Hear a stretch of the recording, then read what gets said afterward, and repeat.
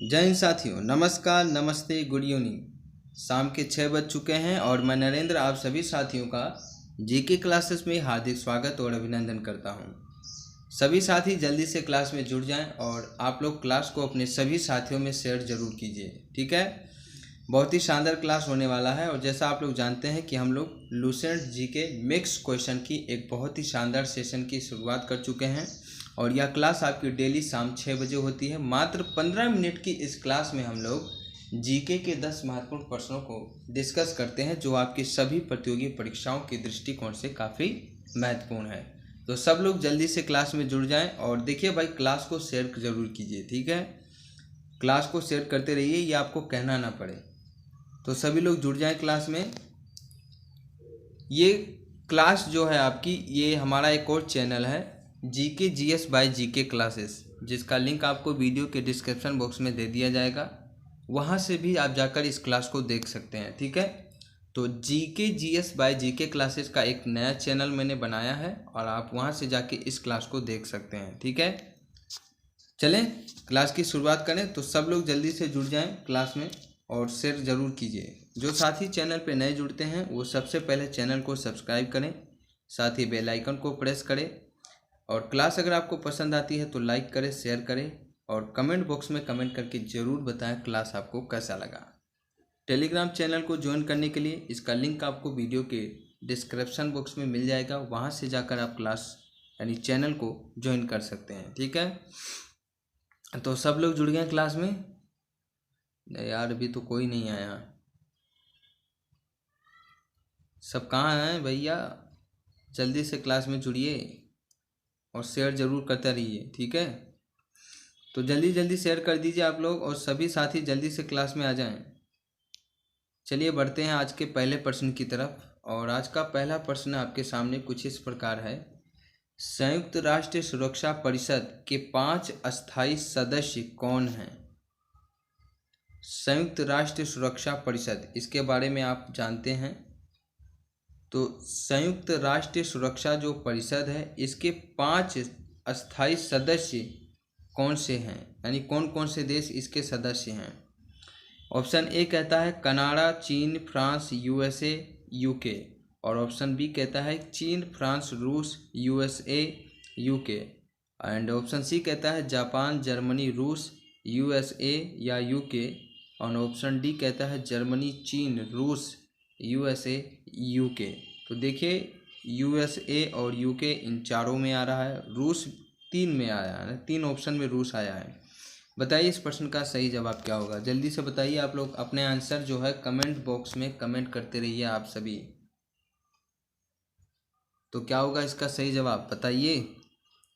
तो इस प्रश्न का सही जवाब होगा option number B is right answer. चीन, फ्रांस, रूस, यूएसए और यूके, ये आपके संयुक्त राष्ट्र सुरक्षा परिषद के 5 अस्थायी सदस्य हैं।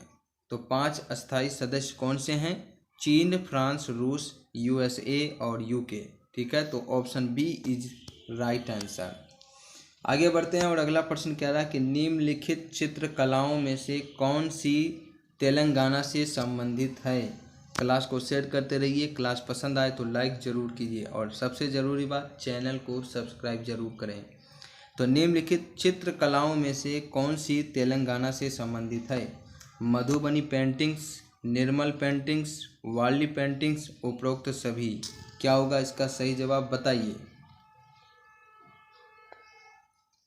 तो इस प्रश्न का सही जवाब होगा ऑप्शन नंबर बी, निर्मल पेंटिंग्स। निर्मल पेंटिंग्स जो है ये आपके तेलंगाना से संबंधित है, ठीक है। आगे बढ़ें तो चलिए बताइए। अगला प्रश्न है कि कौन से अंतर्राष्ट्रीय संगठन ने बांग्लादेश के पिता कहे जाने वाले शेख मुजीबुर रहमान के नाम पर रचनात्मक अर्थव्यवस्था के क्षेत्र में एक पुरस्कार शुरू करने का निर्णय लिया है? प्रश्न ऑप्शन ए है अंतर्राष्ट्रीय श्रम संगठन, ऑप्शन बी है ग्रीन पीस, ऑप्शन सी है एमनेस्टी इंटरनेशनल या ऑप्शन डी यूनेस्को। तो बताइए इस प्रश्न का सही जवाब क्या होगा? कौन से अंतर्राष्ट्रीय संगठन ने बांग्लादेश के पिता कहे जाने वाले शेख मुजीबुर रहमान के नाम पर रचनात्मक अर्थव्यवस्था के क्षेत्र में एक पुरस्कार शुरू करने का निर्णय लिया है? तो आइए देखते हैं इस प्रश्न का सही जवाब क्या होगा। तो ऑप्शन नंबर डी, यूनेस्को, ये राइट आंसर। यूनेस्को ने यह निर्णय लिया है। ठीक है, चलिए बात करते हैं अगले प्रश्न की। और अगला प्रश्न है कि अंतर्राष्ट्रीय भारती महोत्सव 2020 किसके जन्मदिन के उपलक्ष्य में आयोजित किया जाता है? ऑप्शन ए है सुब्रमण्यम भारती, ऑप्शन बी है तिरुवल्लुवर, ऑप्शन सी है BR पंथुल एंड ऑप्शन डी है थंगामल। तो इनमें से किसके जन्मदिन के उपलक्ष्य में अंतर्राष्ट्रीय भारती महोत्सव मनाया जाता है, यानी इसका आयोजन किया जाता है? क्या सही जवाब होगा? आप कमेंट बॉक्स में कमेंट करके ज़रूर बताएं। तो बात करें इस प्रश्न की सही जवाब की, तो इसका सही जवाब होगा option number A, Subramaniam Bharati. Subramaniam Bharati के जन्मदिन के उपलक्ष्य में अंतर्राष्ट्रीय भारती महोत्सव का आयोजन किया जाता है। अगले प्रश्न की तरफ बढ़ते हैं और अगला प्रश्न है कि राष्ट्रीय ऊर्जा संरक्षण दिवस कब मनाया जाता है? 4 ऑप्शन है। ऑप्शन ए है 14 दिसंबर, ऑप्शन बी है 15 दिसंबर, ऑप्शन सी है 12 दिसंबर, ऑप्शन डी है 13 दिसंबर। तो राष्ट्रीय ऊर्जा संरक्षण दिवस कब मनाया जाता है, बताइए। इसका सही जवाब क्या होगा? क्लास को शेयर करते रहिए और जो भी साथी चैनल पर नए हैं वो सबसे पहले चैनल को सब्सक्राइब करेंगे। तो इस प्रश्न का सही जवाब होगा ऑप्शन नंबर ए, 14 दिसंबर। 14 दिसंबर को राष्ट्रीय ऊर्जा संरक्षण दिवस मनाया जाता है। ठीक है, तो याद रखेंगे आप, राष्ट्रीय ऊर्जा संरक्षण दिवस 14 दिसंबर को मनाया जाता है। बात करें अगले प्रश्न की, तो अगला प्रश्न कहता है कि सूर्य के प्रकाश को पृथ्वी तक पहुंचने में कितना समय लगता है?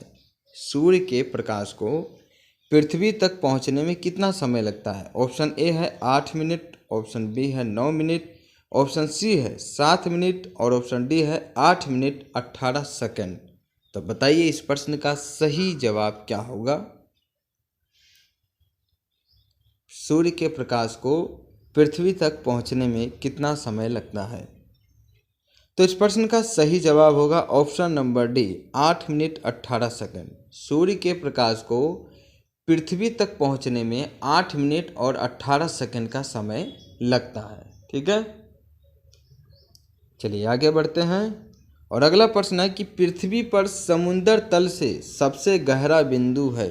पृथ्वी पर समुद्र तल से सबसे गहरा बिंदु है।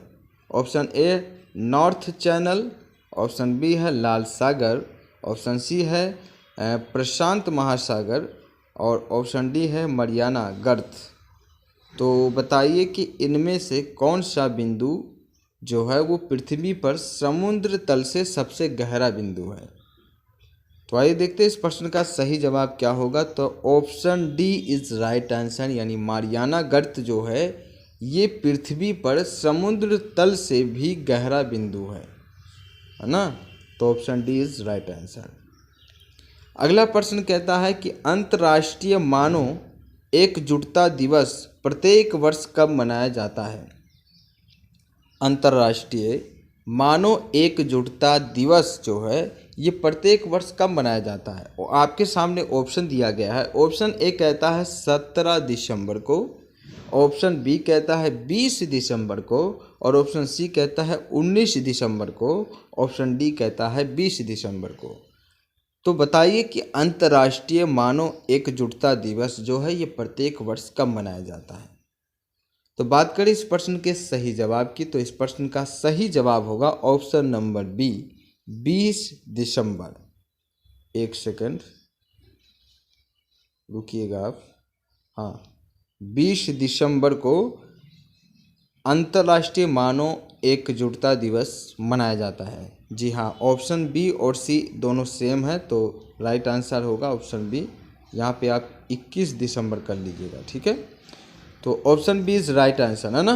20 दिसंबर को अंतर्राष्ट्रीय मानव एकजुटता दिवस जो है ये प्रत्येक वर्ष मनाया जाता है। आगे बढ़ें और अगला प्रश्न है कि किस शताब्दी को लोकतांत्रिक युग के नाम से जाना जाता है? किस शताब्दी को लोकतांत्रिक युग के नाम से जाना जाता है? ऑप्शन ए है 18वीं शताब्दी को, ऑप्शन बी है 16वीं शताब्दी को, ऑप्शन सी है 20वीं शताब्दी को, या ऑप्शन डी है 21वीं शताब्दी को। तो बताइए कि किस शताब्दी को लोकतांत्रिक युग के नाम से जाना जाता है? तो बात करें इस प्रश्न की सही जवाब की, तो इस option C is right answer. 20वीं शताब्दी को लोकतांत्रिक युग के नाम से जाना जाता है। ठीक है, आई बात समझ में। और आज के आखिरी प्रश्न की तरफ बढ़ते हैं, और आज का आखिरी प्रश्न है कि विश्व में प्रथम राजनीतिक वैज्ञानिक किसे माना जाता है? विश्व में प्रथम राजनीतिक वैज्ञानिक किसे माना जाता है? ऑप्शन ए कहता है रूसो, ऑप्शन बी कहता है अरस्तु, ऑप्शन सी कहता है लस्की, एंड ऑप्शन डी कहता है प्लेटो। तो इनमें से किसे विश्व में प्रथम राजनीतिक वैज्ञानिक माना जाता है? तो बात करें इस प्रश्न की सही जवाब की, तो option B is right answer. अरस्तु को विश्व में प्रथम राजनीतिक वैज्ञानिक माना जाता है। ठीक है, तो साथियों आई होप आपको ये क्लास बहुत पसंद आई होगी। हमने जीके के 10 महत्वपूर्ण प्रश्नों को डिस्कस किया, और अगर आप इन प्रश्नों को देखते हैं, डेली अटेंड करते हैं क्लास को, तो ये गारंटी है कि जो भी प्रश्न यहाँ पे डिस्कस किया जाएगा या जो भी प्रश्न आपको बताया जाएगा, उनमें से एक आध प्रश्न आपके तो परीक्षाओं में ज़रूर मिलेंगे आपको। ये मेरी गारंटी है। 10 क्वेश्चन हमने आज डिस्कस किया। अगर आप इसके अलावा कोई किसी एग्ज़ाम की तैयारी कर रहे हैं तो देखिएगा, ज़रूर देखिएगा, इन 10 प्रश्नों में से एक प्रश्न तो आपको आपके पेपर में ज़रूर मिलेगा। क्योंकि साथियों इस क्लास में जो क्वेश्चन मैं सेलेक्ट करता हूं या जो क्वेश्चन को बताता हूं, ये आपके एग्ज़ाम में पूछे जा चुके हैं और पूछे जाने वाले हैं। समझ में आई बात? तो ये काफ़ी महत्वपूर्ण प्रश्न है। तो इस क्लास को आप डेली अटेंड करेंगे, और जो भी साथी चैनल पर नए जुड़ते हैं वो चैनल को सब्सक्राइब करेंगे। क्लास अगर आपको पसंद आती है तो क्लास को लाइक करें, अपने सभी साथियों में शेयर करें। इसके साथ कमेंट बॉक्स में कमेंट करके ज़रूर बताएं कि क्लास आपको कैसा लगा। तो चलिए साथियों, आज की इस क्लास में बस इतना ही। अब अलविदा है, और मिलते हैं अगली क्लास में। तब तक के लिए आपका बहुत बहुत धन्यवाद। Thank you very much. जय हिंद, जय भारत।